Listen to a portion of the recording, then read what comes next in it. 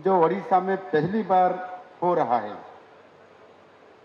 सिर्फ ओडिशा नहीं, शायद देश के इतिहास में पहली बार एक advance 3D glass substrate packaging facility बन रही है हमारी ओडिशा में। इससे अच्छी बात और क्या हो सकती है। इंटेल, लॉकहीड मार्टिन और अप्लाइड मटेरियल्स जैसे ग्लोबल लीडर्स ने 3D ग्लास सॉल्यूशन के साथ खुद को जोड़ा है। हमें बहुत खुशी है कि ओडिशा के लिए उन सभी की पसंदीदा राज्य है। ये हमारे देश भारत, खासकर ओडिशा में दुनिया भर के बढ़ते भरोसे को दर्शाता है। हम इस भरोसे से बहुत सम्मानित महसूस कर रहे हैं। Thank you mister Mandwa for choosing Odisha as your choice of destination for this significant initiative. बंधुगण, आज 3D glass solution semiconductor company पाई आज शिलान्यास करागला ये आमर पवित्र माटी रे। यह हूँ केवल आम देशर नुहे, सारा विश्व में मध्य एक अग्रणी सेमीकंडक्टर मैन्युफैक्चरिंग यूनिट। यही कंपनी देशर प्रथम अत्याधुनिक सेमीकंडक्टर पैकेजिंग यूनिट आज आम ओडिशा रे आज तार शुभारंभ हैला एवं आज आम पाई से बहुत बड़ गोटे ऐतिहासिक मुहूर्त आनी देइछंती।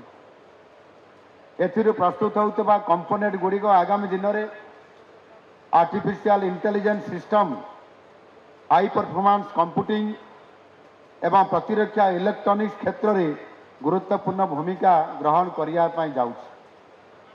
बंधुगण, गत किछि दिन तले अर्थात 15 दिन पूर्व खोर्धारे आम यू जस्ट आमर 15-20 किलोमीटर आउ टे भीतर को 40,000 कोटी टंकार पुंजी निवेश रे अनेक शिल्पर मध्य ताहार शिलान्यास एवं शुभारंभ करिछु। सेठारे अनेक प्रोडक्ट भारतर प्रथम थर पाई मध्य समाने मध्य निर्माण करुछंती। आज यही 3D ग्लास सॉल्यूशंस कंपनी रो कंपोनेंट गुड़िक मध्य देश में प्रथम थर पाई आमर ये ओडिशा रे भुवनेश्वर रे यही पवित्र माटी रे तार प्रोडक्शन करा जिवो। एहार ग्लास सबस्ट्रेट टेक्नोलॉजी को सेमीकंडक्टर शिल्पर ये भविष्य कहा जाए। यार अर्थ यशस्वी माननीय प्रधानमंत्री श्री नरेंद्र मोदी जी जो आत्म भारत निर्माण पाई जो विजन रखिंट से आम राज्य एक महत्वपूर्ण भूमिका निर्वाह करने जाउछि। एवं निकटरे ओडिशा दिवस अवसर रे जेतेबेले आमे उत्कल दिवस रे आमर ओडिशार आग धाड़ीर बरण्य बरपुत्र उत्कलमणि गोपबंधु दासंकर जन्मस्थान सुआंडरे जितेबेले आमे पालन करने जाऊले से समय मते ये पत्र प्राप्त है माननीय प्रधानमंत्री से माननीय प्रधानमंत्री मोदी जी जो पत्र माध्यम ओडिशा बाबद आम बाबद से आमको शुभेच्छा वार्ता देवा सहित से सुदूर आसाम राजधानी गुवाहाटी एक चा बगीचा में थिबा बेले से आमको पत्रटीए लिखिथिले ओडिशार प्रगति अग्रगति संपर्क में आम ओडिशा को से बहु उच्च प्रशंसा करिसेंती। सेमीकंडक्टर इकोसिस्टम रे विकास क्षेत्र में ओडिशार सफलता को से स्वतंत्र भाव उल्लेख करी कहिथिले जे ओडिशा वर्तमान देशर अग्रणी सेमीकंडक्टर डेस्टिनेशन होगाकू जाउछि। ओडिशा प्रति प्रधानमंत्री संपूर्ण भाव में भरोसा रही। तेणु पूर्व भारत में ओडिशा ही हम आत्मनिर्भर भारतर लॉन्च प्यार। यह आमको प्रेरणा जोगाई। व्यक्तिगत भाव माननीय प्रधानमंत्री निकट में कृतज्ञ ओडिशावासी तरफ धन्यवाद ज्ञापन करुछि। बंधुगण, यही कंपनी ओडिशा रे प्राय 2000 कोटी टंका निवेश करिछि।